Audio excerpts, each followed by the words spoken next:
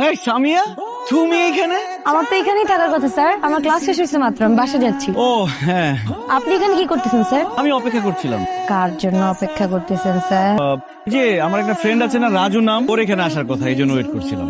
আচ্ছা তাহলে আপনি আপনার ফ্রেন্ডের জন্য ওয়েট করেন, আমি তো আবার বাসায় যাইতে হবে। আপনি আবার একটু পর পড়াতে আসবেন না, আমাকে ফ্রেশ হয়ে নিতে হবে। আসি। যেটা বলতে আসলাম সেটাই তো বলতে পারলাম না। সামিয়া, জি স্যার। তুমি বিয়েটা করো না, মানে তোমার তো এখনো বিয়ের বয়সই হয়নি। কি বলেন স্যার, আমি তো 18 প্লাস। কত বছর আমার 18 পার হলো। আপনি না আসলে আমাদের বার্থডে সেলিব্রেট করলাম একসাথে, আপনি তো আমাকে কোনো গিফটও দেন না। আরে 18 পার করলে কি বিয়ে করতে হবে? তুমি বিয়ে, সংসার, সন্তান, স্বামী এগুলো কিভাবে বুঝবা বলো? বিয়েটা ক্যান্সেল করে দাও। স্যার আপনি কি বলতেছেন? আমার না সব মাথার উপর দিয়ে যাচ্ছে। আপনি বুঝতেছেন আপনি কি তুমি বুঝতে পারছো কিনা, তোমাকে আমি বোঝাতে পেরেছি কিনা সেটা হচ্ছে ফ্যাক্ট। আপনি চাচ্ছেন যে ছেলের সাথে আমার বিয়ে ঠিক হয়েছে, এই ছেলের সাথে আমার বিয়ে না হোক, এই তো? এক্স্যাক্টলি।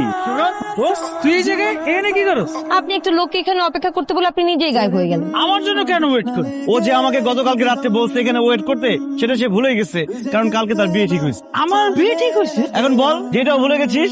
আচ্ছা যাই হোক, তুমি একটু ওয়েট করো, আমি ওর সাথে একটু কথা বলে আসি। স্যার স্যার আপনাদের কোথাও যেতে হবে না, আমার মনে পড়ছে আমার একটা বই কিনতে হবে লাইব্রেরি থেকে, আমি যাই, আপনারা গল্প কর। তুই জানিস না, ওকে আর ওর ছোট বোনকে টিউশনি করে আমি মাসে 20,000 টাকা পাই।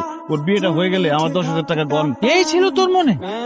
স্বামী আসতেছে, তুই এখন যা, ওর সাথে বাসায় যেতে যেতে কথা শেষ করবো, তুই বিদায় হ তাড়াতাড়ি। না হেঁটে গেলেই তো পারতাম। স্যার আমার না খুব রিক্সায় চড়তে ইচ্ছে করতেছিল, খুব ভালো লাগছে। এখন তোমার যখন যেটা করতে ইচ্ছে করছে তুমি কিন্তু করতে পারছো। হ্যাঁ, আমার কাছে কেন জানি মাঝে মাঝে মনে হয় আপনি মনে হয় ম্যারিড।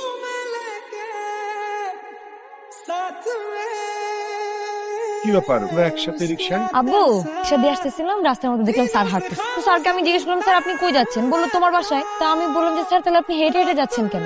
তখন স্যার বললো যে আমার কাছে টাকা নাই, তো এই জন্য রিক্সা চড়তে পারতেছি না। আমি স্টুডেন্ট হয়ে রিক্সায় আসবো আর স্যার হাইটে হাইটে আসবে, ওনার সামনে দিয়ে আমি আসবো, ব্যাপারটা কত খারাপ লাগে না? এই জন্য আমি স্যারকে বললাম স্যার আপনি আমার সাথে চলেন।